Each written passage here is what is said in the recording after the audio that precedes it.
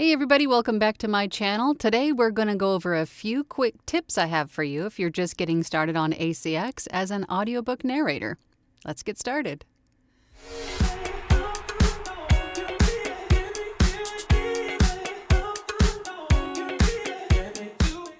Okay, so here is my ACX desktop or my dashboard, and I am in the Find Project section.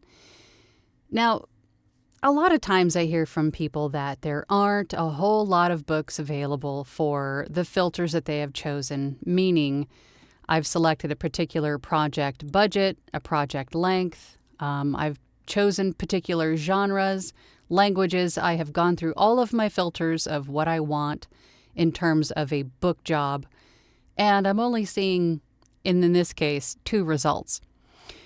Well, what I say is unmark all of these filters. I think in reality, the only filter that you want to have checked is perhaps the language filter. Because unless you speak multiple languages, then by all means mark any language that you speak other than English, because that's just going to widen the door for you, the door of opportunity, right? But for all of the other filters, turn them off. I think the only filter that I would focus on, again, is just language. Now, I have 1,476 book jobs available to me. Now, the reason that I suggest this is use these filters sparingly is because sometimes these authors, maybe this is their first time producing an audiobook and they don't know how much an audiobook production costs. Maybe they're open to different options, but they had to select one in order to list the book for auditions, but in reality could be open to all kinds of different project budgets, meaning they could be open to an unspecified PFH rate as listed here. They could be open to royalty share plus. They could be open to just royalty share. Perhaps they're waiting for auditions with a suggested budget or your rate. Maybe they fall in love with your voice and your rate is higher than what their budget is, and they're willing to pay for the higher budget to get the voice that they want, right?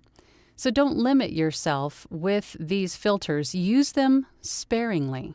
And also, I had a great example yesterday, but here's another one. This book is only filtered for English and biographies and memoirs. There are no specific genders that they're looking for. There are no specific voice genders or voice ages or vocal styles that they're looking for. Their only requirements are that it's English and this is a biography and memoir. Same with this one. It's a romance. It's in English. They're not really specifying whether they want male, female, or what have you. So if you had all of your filters on, then these opportunities would not be open to you. So use your filters sparingly. Another tip that I wanted to give to you was samples. 60% of all of the jobs booked on ACX come from auditions. The other 40% come from the author finding the talent through samples. Maybe they don't want to list their audiobook through ACX. Perhaps they want to find their narrator because it's very easy to do so on ACX, but perhaps they want to take their audiobook files that you produce for them and take them to a different distributor altogether. So they would come to the talent section here and look through samples. Now, when you submit an audition, take that same audio file, shorten it up a bit, maybe 1.5 minutes, maybe 2 minutes max, and list it as a sample. Now, when you list your samples, these are posted chronologically. As you can see, there are quite a few samples on here. Now, keep in mind, don't let that number scare you. A lot of people have tried their hand at audiobook narration, and perhaps maybe it just fell through. Maybe they decided that they didn't want to be an audiobook narrator and didn't bother to remove their samples. So out of that number of samples listed currently, a lot of those may not be valid anymore. So don't let that number scare you. Now, back to the chronological remark. As soon as you post a sample on ACX, it's posted chronologically, meaning that it'll be here at the top of the page, of page 1. Now, as the day progresses, your sample will travel further and further down the page. As you can see, there are 834 pages of samples. Now, as with like shopping on Amazon, you're usually going to find what you're looking for within the first couple of pages. So you want to stay at the top of page 1 or page 2. And how you do that is to refresh your samples, right? So you could either change something on an existing sample, like the title or your filters, and save it again to be posted up at the top. Or if you wanted to, at whatever interval you choose, it could be every other day, once a month, once a week, take all your samples down and put up some fresh samples, just so you are staying towards the top of page 1 or 2. The other tip I have for you in regards to samples is perhaps not to use titles like this, rise above the script.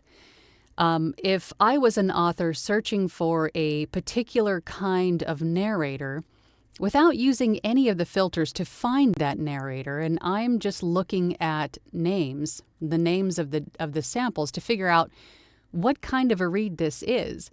And yes, there are some general, generic filtered sample filters that are listed here on the sample, like American General, Male, Arts and Entertainment. So that gives me a little bit of an idea of what kind of sample this is.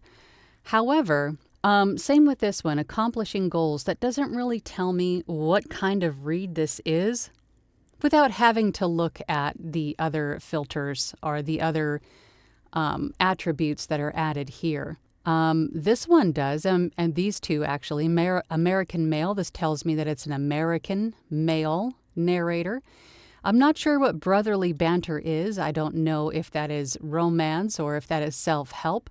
It does list here, yes, but the whole idea behind this is to make finding you as a narrator as easy as possible, right? So we want to perhaps name them like this. American Male, Business, Entrepreneurship. That gives me a pretty much all that I need to know right there. But we look at this one, that tells me really nothing. Same with this one. A commercial demo, in my opinion, has no place on an audiobook narrator site. If I'm looking for an audiobook narrator, I want to hear audiobooks, not commercial demos. Same with this one. It's a Clairol hair ad. Now, bless her, she's trying, but however, it's not commercial work and audiobook work are completely two different things. So what I suggest, and we're looking at my samples here, and these are a little bit outdated, but I would suggest naming them as American Female, like this one, POV Fiction, or American Adult Female Upbeat Self-Help, American Female Warm Nurturing Self-Help, American Female Suspense Drama Thriller.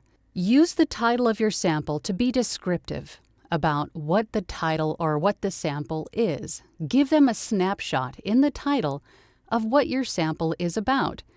So if you are a British male and you're narrating a children's book, perhaps, your name would be British Male Narrating Children's Book, right? Be descriptive. Let them know what it is that this book is about, or this sample is about, rather. And there is the ability, if you're using an audition as a sample, you could use the performance notes section down here to type in, this is an audition for this book written by this author. You could definitely give credit to the author there. And again, if the author has any issue with you using that audition, then you or ACX will have no problem taking it down for them, right? But you could put it in there. And when you're in the process of refreshing your samples, you can change these up just a little bit, right? So you could go American Female POV Fiction, or you could do self-help or some other wording that describes the sample in a different way. But just try different vocal styles. You can try to perhaps change it to storyteller instead of warm. Kind of beta test a little bit with your samples and change it up a little bit. Switch up the genres. Maybe this could be, instead of parenting and personal development, maybe it could be teen and young adult, or maybe it could be literature and fiction. Or in this case, it's nonfiction, so maybe that wouldn't work. But you could do, there's a ton of different ones in here. You could probably do maybe arts and entertainment, perhaps, or biographies and memoirs. It all depends on what the sample is, but definitely change it up a little bit. And as far as I know, there is no cap on the number of samples that you can upload. You can upload to your heart's content, but try to vary the samples in terms of genre and what kind of vocal styles or what is actually happening in the sample. For instance, if it's a piece of fiction where you have, maybe the audition you did was a piece of fiction, and you had sections of the audition where it was just the narrator, and then you had sections of the audition that were you as a female narrating a male part, you could split that one audition into two separate samples and have American female narrating fiction as a narrator or something like that.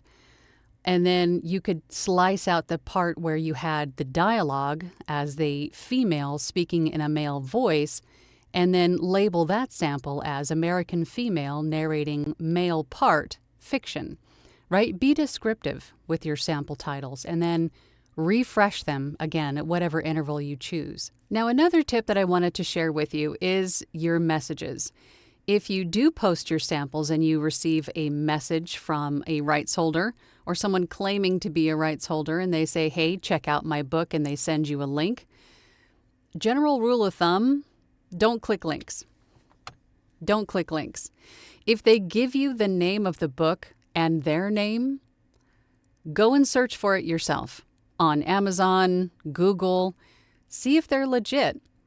If the author's name and the person that sent you the message are not the same person, be sure to ask them if the rights holder, the author, knows or is aware of or has given permission to produce this audiobook, because we don't want to infringe on their copyright, right?